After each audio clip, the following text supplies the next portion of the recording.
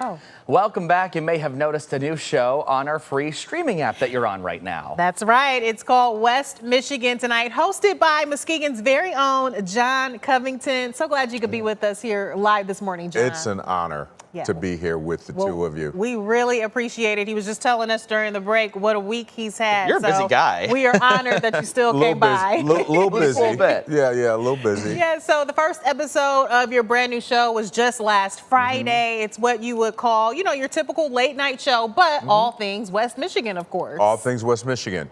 But we have a live band. We've got a live studio audience. Nice. We play trivia. Juliet Dragus, WZZM. We know she her. played trivia a little bit. Yeah, we might know who she is. She played trivia against Tremel Hawkins. Okay, wow. Who was most recently seen on the cooking show Chopped. Okay. Oh, nice. Who has a restaurant here in Grand Rapids. How did they do? West Michigan native. How did he do? Not so good. How did Juliet do? Fantastic. Not Awesome. surprised. Yeah, It's typical late night. She's a seasoned pro. You know, Yeah. we were talking a little bit about this in the 6 o'clock hour about how you came up with this idea.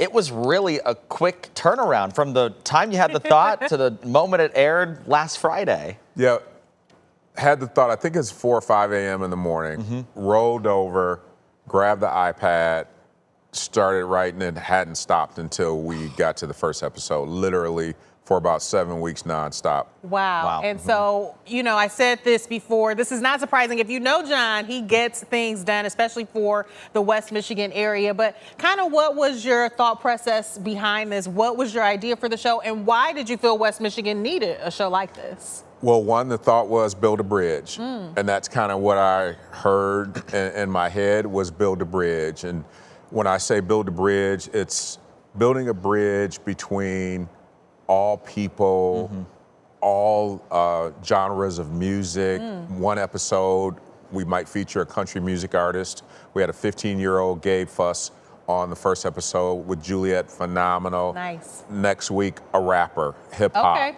folk music, pop music, rock, gospel, the whole gamut. And so when I say build a bridge, it's just all of West Michigan. Yeah. And it looks like all of West Michigan. Even the different parts of West Michigan. You talked about the different areas that your guests are coming from. Traverse City, not just Muskegon, Grand Rapids, all areas of West Michigan. Building a bridge in that way too, right, Yep, John? absolutely. It's true to West Michigan. So when people say, well, is that Grand Rapids? That's West Michigan. And West Michigan is expansive, right?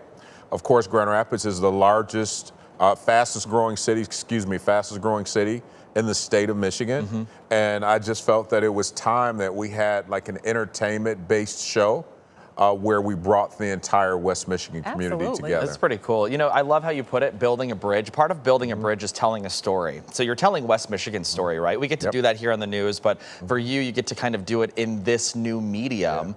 Talk about the stories that we do get to hear on our show, or on your show. It's our show. It's our show. It's on I'm a part of the 13+. family. Yeah, there you go. You guys were joking with me in a meeting last week about my... I'm like, okay, we can't give John all the good stories now. Yeah, well, we featured on our upcoming episode, we've got a lady out of Muskegon who has Pine Street Mercantile. Okay. I have not met her yet, but she's coming on the show. She was nominated she was submitted as a local legend. So a part of our show features people who otherwise you may not know about, who don't get the shine necessarily, and they're just kind of doing what they do in the background, not looking for any attention, but other people are submitting their names. Wow. This lady, she is so excited. She's coming on the show, and we were teasing her, you know, we got hair and makeup an hour before, and she says, well, it's gonna take more than an hour at my age. And again, I've not met her nor seen her, but that's a part of this thing when you talk about some of the stories. Yeah. What are people doing to make the community better? What type of service? What type of business?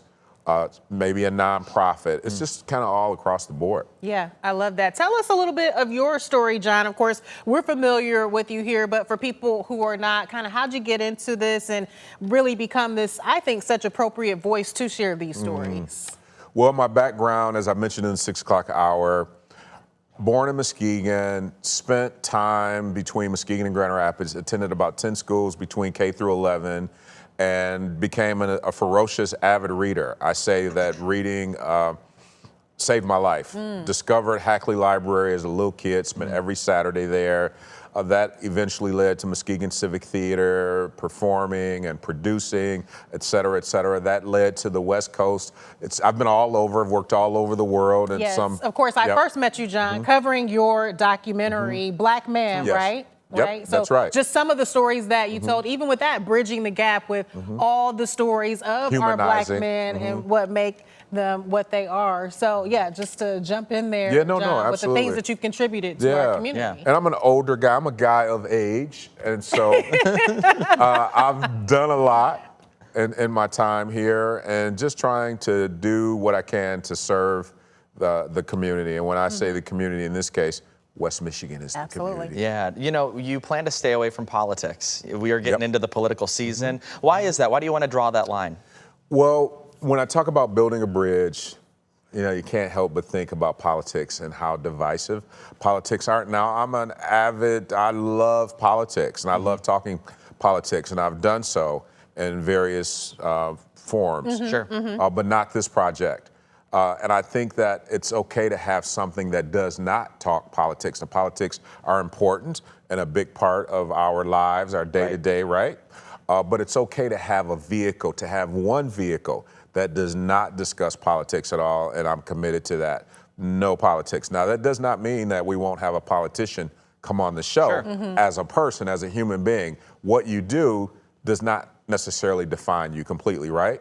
So you might see a politician sitting on the couch, somebody who happens to be a politician, but they're also maybe a mother or a business owner or a father or somebody doing something else in the community. But you won't see anybody on the couch who's running for election, or at least not talking about the fact that, hey, I'm here and I'm running for election as the 34th district of XYZ. Still talking West Yeah. Michigan. West Michigan. Yeah, perhaps someone else's different part of their story, right? Absolutely. I love that. Because we're all multifaceted, most of us, right? And I think most people go into politics really wanting to serve, but sometimes that gets lost. Yep. That gets lost in the campaigning. That gets lost in the throwing the stuff back and forth and all that. And Yeah. so this show is not that. Yeah, maybe giving people an opportunity to see the person behind the politician, which would be a great opportunity. John, we are so excited for you and glad for you Thank to you. join our family. We know you've been a part of it for a long time. West Michigan Tonight, every Friday, right here on the 13 on Your Side app. Thank you.